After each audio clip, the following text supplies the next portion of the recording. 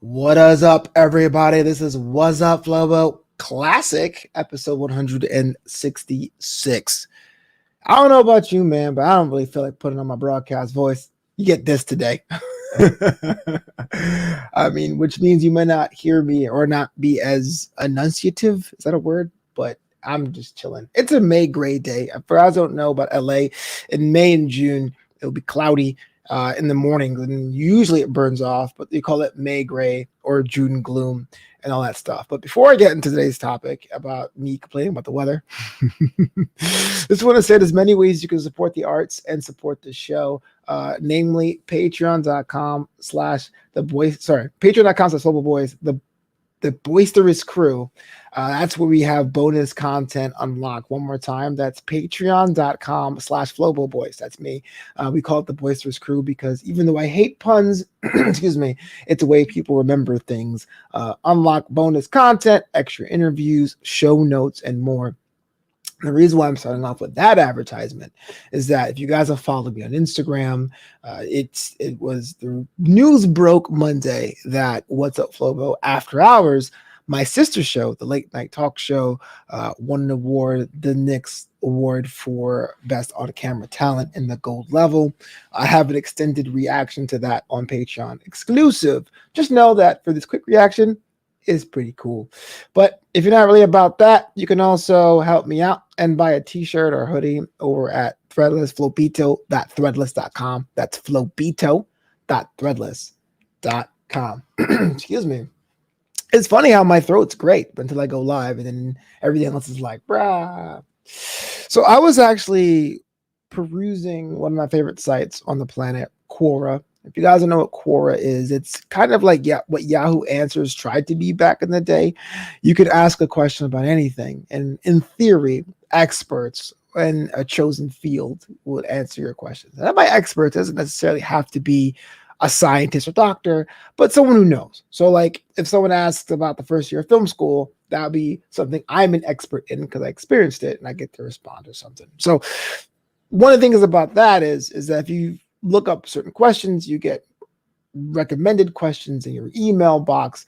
And apparently the topic of struggle food had came through my algorithm, my newsletter. And I was like, well, let's talk about struggle food and what that means. And I felt like growing up, there was struggle food. And I'm totally open with this. I know it's all the rage to say I grew up poor. I would say I grew up working class. Both my parents worked. We never starved. So I won't say I was poor, but definitely there were times where you ate the same thing multiple times a week. That's just the way it was.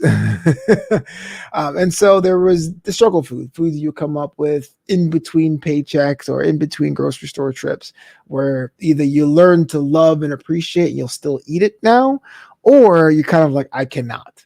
And I know I touched upon this in a little bit about a year ago, but I thought it'd be kind of cool to do a struggle food episode of Wassup Flobo because frankly, you guys are just tired of hearing me talk about things I'm working on. Let's talk about things I'm eating on.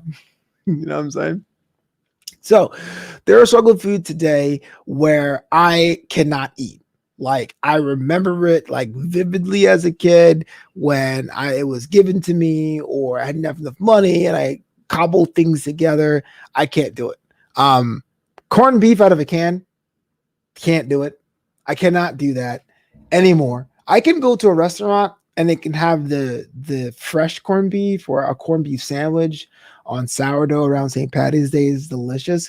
But a canned corned beef thing, excuse me, that is Friday night, 3 weeks after going to the store. And we're going to the store tomorrow, but we have to eat tonight. Corned beef and rice and onions. Nope, can't do that. Potato bread, it's another one. Actually, I have a very specific memory about that one. I think one time I was starving. We went to the store, and you know when I still do this now, I'll go to the store and get takeout on the way home because I don't feel like taking out the food and then eating. But I remember one time, Mom just pulled over in the parking lot. She put some bologna and some potato bread and was like, "Here you go." And I was like, I still remember that. And to this day, I can't eat bologna. I can't eat potato bread specifically because of that. Those are the struggle foods. You just cannot give it to me. I refuse.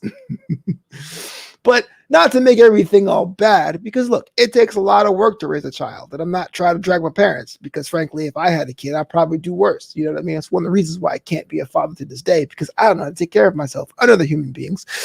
There's some struggle foods out there that I really like. Vienna sausages, also a can. Every so often, I'll pick up a can just to mix it up in my diet. Vienna sausages are okay. I don't understand quite the hate they get. I will still pick them up when I can. Or evaporated milk. This is actually a very interesting one. So growing up, most of our milk came in the can, came in the evaporated milk, which is usually used for baking. So that's basically milk that has the water taken out of it. And it's still liquid, but it's more concentrated than normal milk. It's not condensed milk, because condensed is thicker and it has that sugar element, that syrupy based stuff. But evaporated milk, that to me is milk. If I ever have cereal, which I haven't had in like 2 years, but if I ever have it, I still use evaporated milk. Anything, even whole milk, tastes like milk water, and I won't even touch skim. I won't touch those fake milks, because like nuts don't even have breasticles, but apparently almonds can have milk and oats can have milk, which I don't want to know the science. Look, this is a problem. This is the problem with the whole like plant-based thing. You know what I'm saying? Like, I understand you don't want to do milk from a cow. Great.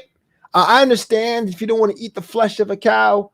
Great. More power to you. But stop calling them things as if they are, right? Almonds cannot produce milk. You can call it an almond smoothie. You can call it a separated almond runoff. It's not milk, right? When I was a kid, vegetable burgers had little bits of carrots or rice or beans in it, so it was made out of vegetables. I don't need plants to bleed, man. That is just too soylent green for me. And I can't even call that a struggle food, because Impossible Burgers and Beyond Burgers cost so much, and everyone's like, it tastes like beef, right? No, it doesn't. It has an aftertaste. Not knocking it. I will choose it one time, but don't tell me it tastes just like beef. You are lying to yourself. But anyway, so evaporated milk is something that is a struggle food, but I like it. I still like it. It's cool. Ramen, I'm trying to wean myself off of it. I've got to a point a couple of years ago, I was having it too much, and I was like, okay, maybe I'm officially done. But I would tell you one thing: when I was stocking up my pantry and my medicine cabinet for the second vaccine shot, I just bought ramen. I said, hey, look, something salty and soup-like, just in case I get like the worst feeling in the world. So there's kind of like this in case of emergency thing about ramen. I can't do it the cup of soup anymore. Like, cup of soup was my thing, where it's already seasoned or whatever. You just put the water in it and you do a little like thing. I don't do that anymore, but I'll definitely keep a pack of ramen if need be. My favorite flavors are soy sauce. It used to be called Oriental, which was weird to say out loud to people, but now it's called soy sauce, thankfully. Soy sauce flavor, and then chicken, and then maybe beef. Maybe. I gotta be in the mood for that when I'm doing that. So definitely evaporated milk I'll still eat. Vienna sausages I still eat. Ramen I'll still eat every once in a while. But conversely, can't touch corned beef, can't touch potato bread. Those to me just goes back, bologna. It just goes back to a dark period of time. But if you guys listen to this right now and you are grossed out by all the things I've mentioned together and in tandem, or if you're feeling you have to defend the very, very nature of fake meat, let me know in the comments below. I would love to see what are some struggle foods you still love and what are some struggle foods you can't stand anymore. And if you want me to not talk about things I found on Quora, you let me know that too. This is Wassup Flobo. Every Wednesday, we get to sit and chat about what's happening with your boy Flobo and other things. And if you guys have not seen the now award-winning Wassup Flobo After Hours, it airs live every Monday night at 10 p.m. Pacific, 1 a.m. Eastern, Tuesday morning. Stop by, let me know what you think, and hopefully you can get more eyes on every show here on the New Amsterdam Network. But until next time, that does it for me. Peace out.